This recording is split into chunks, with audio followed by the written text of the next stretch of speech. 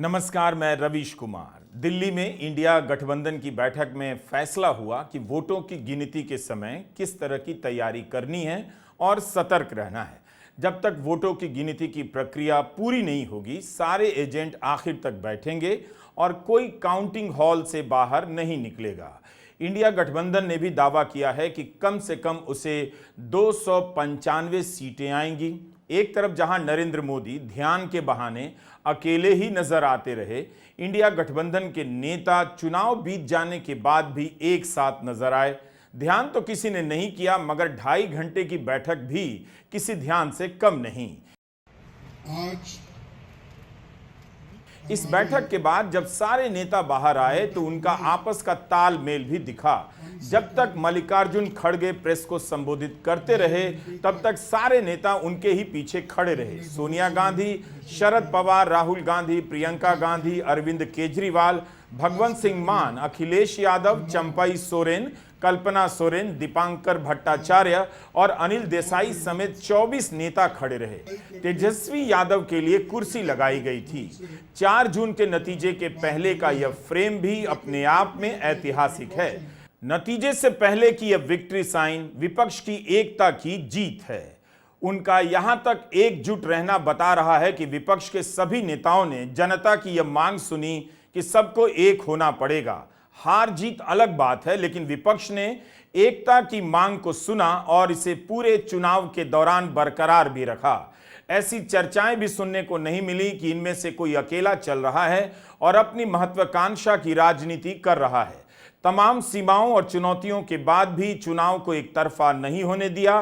विपक्ष के नेता जेल भेजे गए, जांच एजेंसियों का लगातार हमला झेला गया और अपने ही उम्मीदवारों के बैठ जाने या बिदक जाने की अफवाहों के बीच यह गठबंधन चुनाव लड़ता रहा। आप हिंदी के अखबार और न्यूज चैनल उठाकर देखिएगा इन नेताओं को कितना कवरेज मिला है, तब आपको असलियत का अंदाजा होगा। पर इस हाल में भी इस गठबंधन ने चुनाव को मुद्दों पर बनाए रखा, यही इनकी बड़ी उपलब्धि है। इन नेताओं ने इस वक्त की राजनीतिक चुनौतियों के लिए अपने सारे मतभेद भुला दिए। नरेंद्र मोदी अगर जीत गए तो गोदी मीडिया विपक्ष का खूब मजाक उड़ाएगा, लेकिन विपक्ष के इन नेताओं ने अब गोदी मीडिया और उसके बनाए नैरेटिव से लड़ना और उसके बीच जीना सीख लिया है। जनता के बीच, जनता के मुद्दों पर चुनाव लड़ा, धर्म के नाम पर भावुकता पैदा कर वोट मांगने का प्रयास नहीं किया। क्या यह बड़ी बात नहीं कि एक तरफ प्रधानमंत्री मोदी मुसलमानों के खिलाफ नफरत के नाम पर हिंदू गोलबंदी बना रहे थे, विपक्ष मुद्दों पर अड़ा रहा।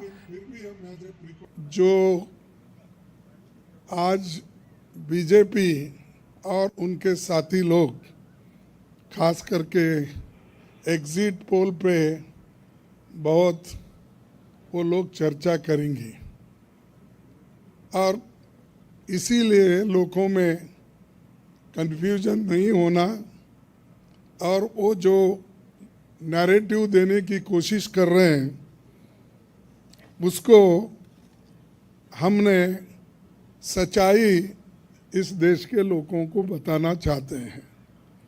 इंडिया गठबंधन कम से कम 295 सीटें प्लस 295 से ज़्यादा आएंगे, कम तो नहीं आएंगे।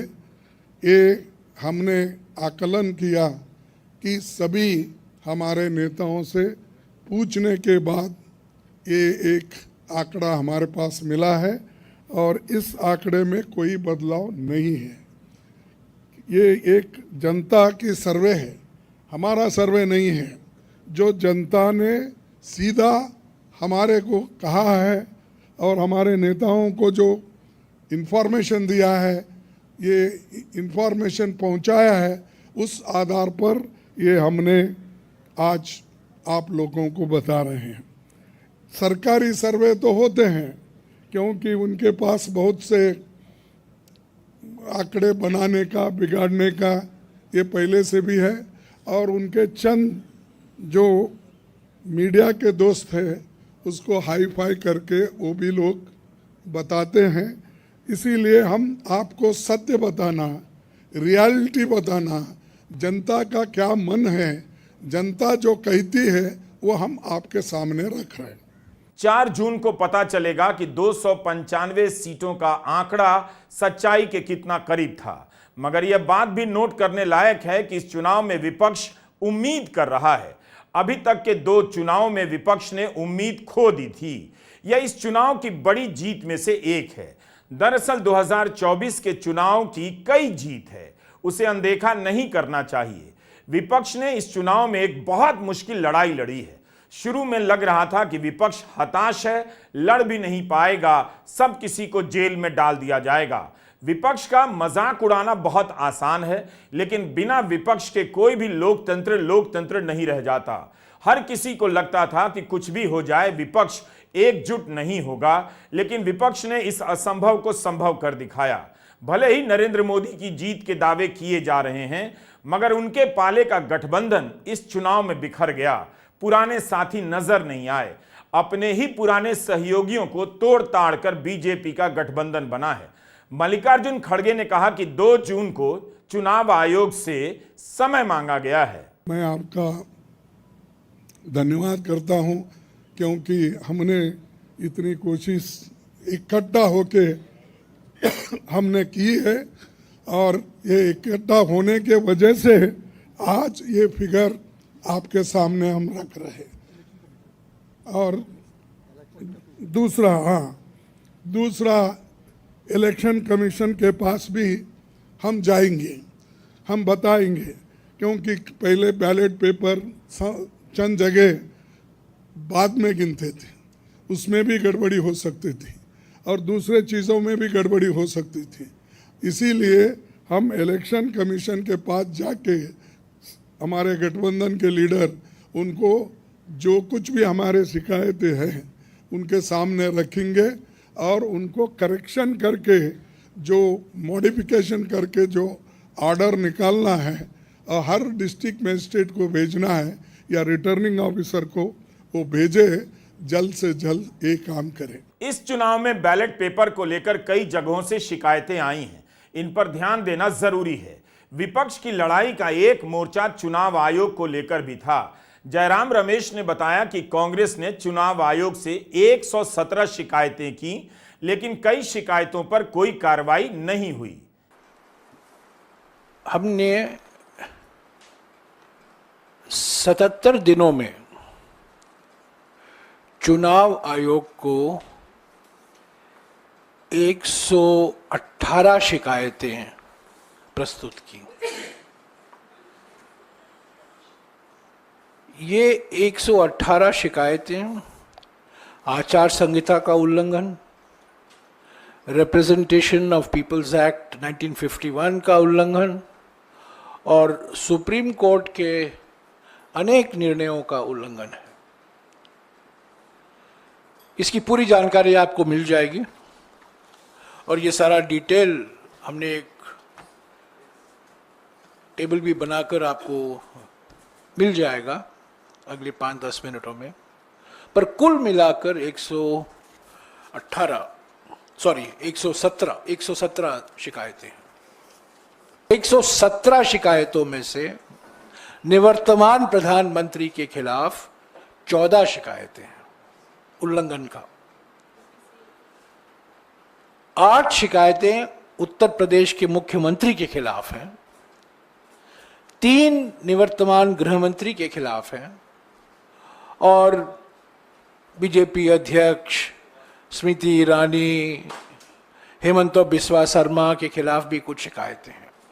कुल मिलाकर 117 शिकायतें हैं और जहां जहां कार्रवाई हुई है, पर मोटे तौर से मैं कह सकता हूं कि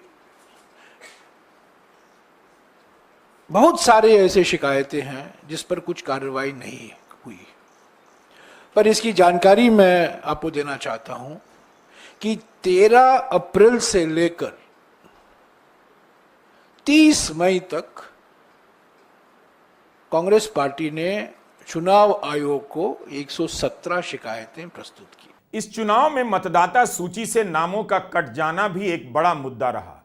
हमारी चुनावी प्रक्रिया में ऐसी कोई व्यवस्था नहीं कि नाम कट जाने के बाद मतदान के दिन वोट का मौका दिया जा सके, जबकि हर वोट की कीमत का दावा किया जाता है।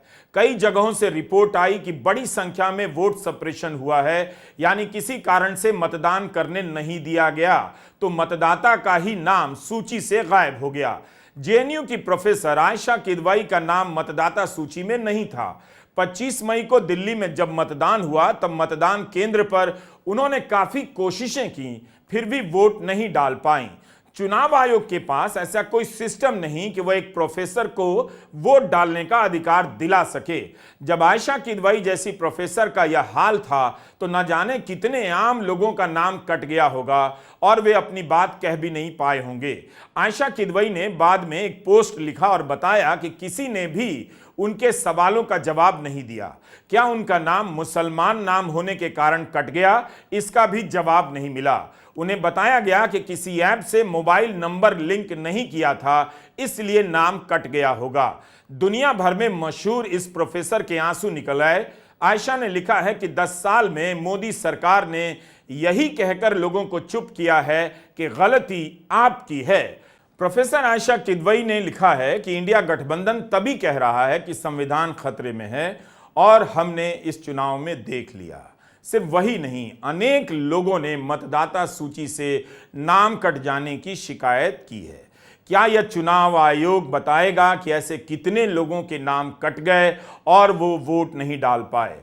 न्यू इंडियन एक्सप्रेस में आर शिव कुमार की एक रिपोर्ट है। ऑस्ट्रेलिया से एक डॉक्टर साहब वोट डालने आए, मगर उनका और उनकी पत्नी का नाम वोटर लिस्ट में नहीं था, बेटी का नाम था। उन्होंने इसे लेकर मद्रास हाईकोर्ट में याचिका दायर की कि उन्हें 4 जून से पहले वोट डालने का अधिकार मिलना चाहिए। उनकी याचिका खारिज हो गई। स्क्रोल वेबसाइट पर इस तरह की कई खबरें हैं, आप वो भी देख सकते हैं। सुप्रीम कोर्ट के वकील कपिल सिब्बल ने इस मसले को लेकर प्रेस कॉन्फ्रेंस की। उदाहरण के तौर पे मैं आपको बताना चाहता हूं कि एक महिला जब वो वोट देने गई, अपना मत देने गई, तो उसको पता चला कि उसका वोट कैंसिल हो चुका है, इलेक्टोरल रोल में नाम ही कैंसिल हो चुका है।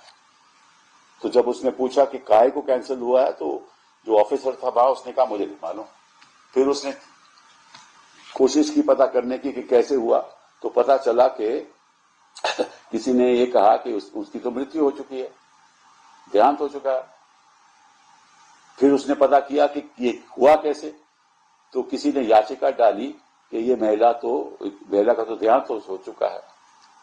अब जिसने याचिका डाली उसका एड्रेस भी नहीं है, उसका पता भी नहीं है, किसने डाली, कैसे डाली, और कैसे उस अफसर ने उसकी वोट डिलीट की, इलेक्शन कमीशन ने वोट डिलीट की।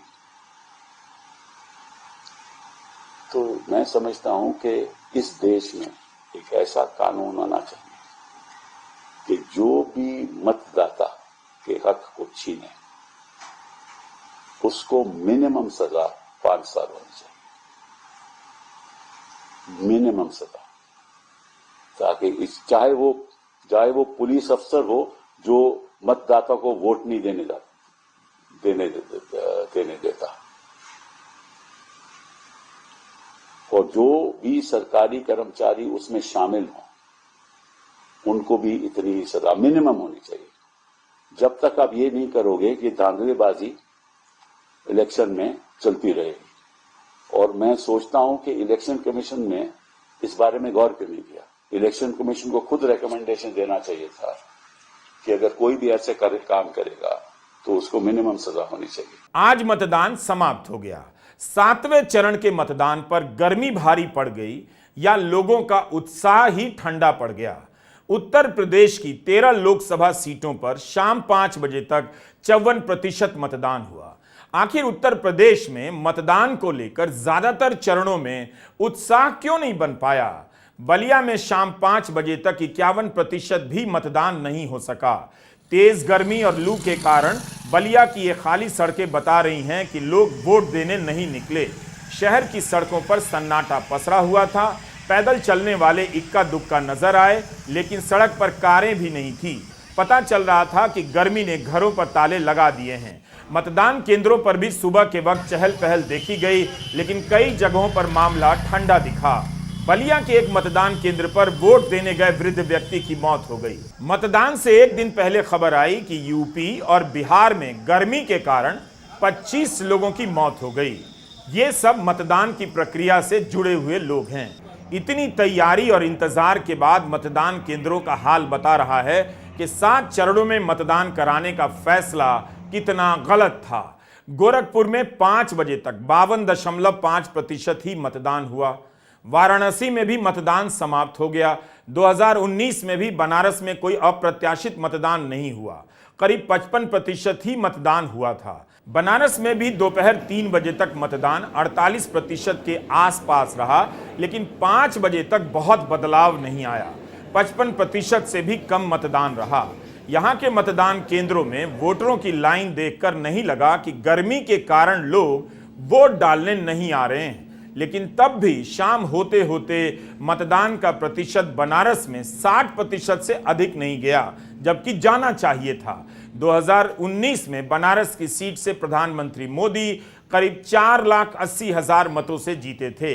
इस बार नारा चला कि 10 लाख वोट से जीतेंगे। बनारस में 18 लाख से अधिक मतदाता हैं। पिछली बार सपा और कांग्रेस अलग अलग लड़ी थी, लेकिन दोनों के वोट मिला दीजिए तो दोनों को 3.5 लाख वोट मिले होंगे।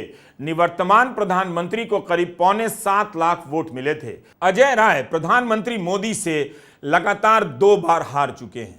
यह जानते हुए भी कि उन्हें हराना मुमकिन नहीं है, अजय राय की दाद देनी पड़ेगी कि वे तीसरी बार चुनाव लड़ने आ गए और प्रधानमंत्री को हरा देने का दावा कर रहे हैं। यह सब 4 जून तक ही रहेगा, लेकिन इस तरह का आत्मविश्वास भी कमाल का होता है। इन दावों के बाद भी अजय राय हंसते होंगे या वाकई गंभीरता से इसमें यकीन करते होंगे, वही बता सकते हैं। माँ गंगा ने अगर गोद लिया तो माँ को छोड़कर तो समुद्र के किनारे जाके तपस्या कर रहे हैं। अगर माँ के पुत्र होते तो माँ के किनारे बैठ के तपस्या करेंगे कि समुद्र के किनारे तपस्या करेंगे?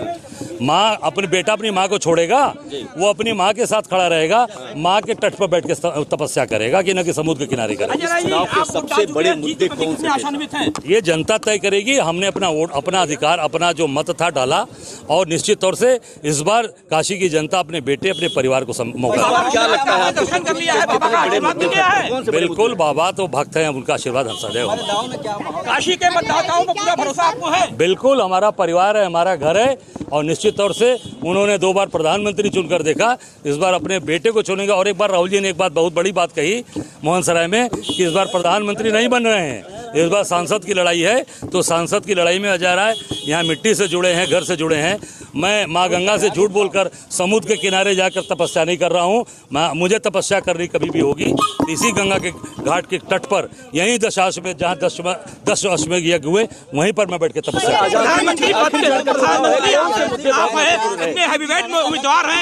ये जनता, अरे ये जनता तय करती है। प्रधानमंत्री पहले भी प्रधानमंत्री हार चुके हैं और बनारस के लाल नहीं हराया है। चिंता मत करो, काम करो। इस बार अजय रहेंगे आप? बिल्कुल, बाबा विश्वनाथ का आशीर्वाद, काशी के लोगों का आशीर्वाद, बिल्कुल अजय रहेंगे। और काशी का प्यार हमारे साथ खड़ा है। सबसे मुद्दा क्या है? हमारा मुद्दा यहाँ बेरोजगारी, महंगाई पूरे देश में है। माँ गंगा से झूठ बोला गया, माँ गंगा में नाले गिर रहे हैं, माँ गंगा में गौ माता की लाश बह रही है। इससे बड़ा झूठ क्या हो सकता है? बनारस के लोगों की वाकपटुता का कोई जवाब नहीं। अजय राय का यह आत्मविश्वास उन यूट्यूबरों की तरह है जो अपने हर वीडियो में प्रधानमंत्री मोदी की जमानत जब्त करा देते हैं। लेकिन गौर करने की बात यह है कि अजय राय नेता के दायरे में ही अपना दावा करते हैं। बनारस के लोग कहते हैं कि अजय राय हर मुद्दे पर बोलते हैं, प्रेस कॉन्फ्रेंस करते हैं। यह कम बड़ी बात नहीं है। पंजाब में आज 13 सीटों के लिए मतदान हो चुका, वहां भी काफी गर्मी थी। शाम 5 बजे तक पंजाब में 55.2% ही मतदान हुआ। इस हिसाब से तो पंजाब में भी काफी कम मतदान हुआ। अब हम आपसे कुछ और कहना चाहते हैं। भारतीय पत्रकारिता फटीचर हो चुकी है।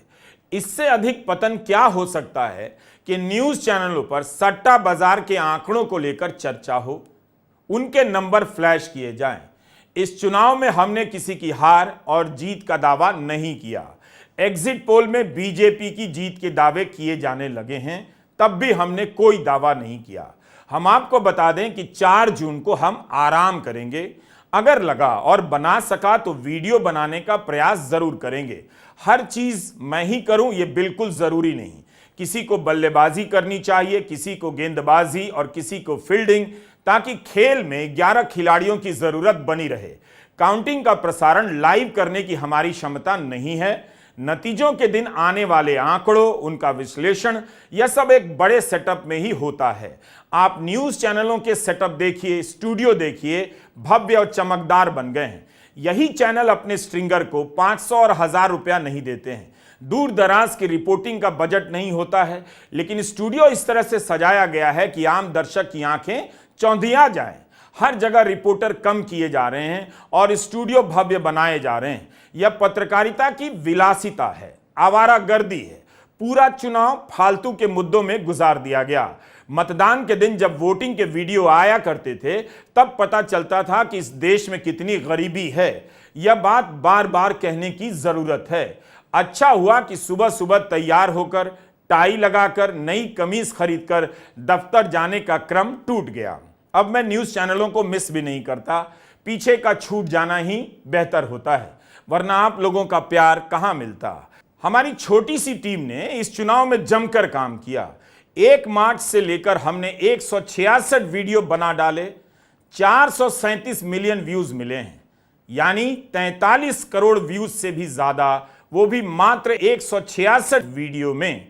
लेकिन हमारे वीडियो बहुत लंबे होते हैं, उसके लिए लिखने में, रिकॉर्ड करने में हमारा भुर्ता बन गया। इसी दौरान हमारे सब्सक्राइबर्स की संख्या भी 1 करोड़ पहुंच गई। आप सब्सक्राइब करते रहिए और हो सके तो ज्वाइन भी कीजिए। तो जून के महीने में हम लोग कई दिन छुट्टी पर रहेंगे और वीडियो नहीं बना सकेंगे। उंगलियों और कंधों का बड़ा बुरा हाल है। लैपटॉप का कीबोर्ड का हाल खड़ंजे से बनी सड़क के जैसा हो गया है। जून में वीडियो ना आए तो बेचैन मत हो जाइएगा। हम कोशिश करेंगे कि बीच बीच में कुछ वीडियो डाल सकें, लेकिन 20 जून के बाद से ही नियमित रूप से आपको वीडियो मिलेगा। आपने जो प्यार दिया उसे जीने के लिए, महसूस करने के लिए छुट्टी चाहिए। आप रवीश कुमार ऑफिशियल के साथ बने रहिएगा। हमारा सफर अभी बहुत लंबा है, क्योंकि इस सफर की कोई मंजिल नहीं है। नमस्कार, मैं रवीश कुमार।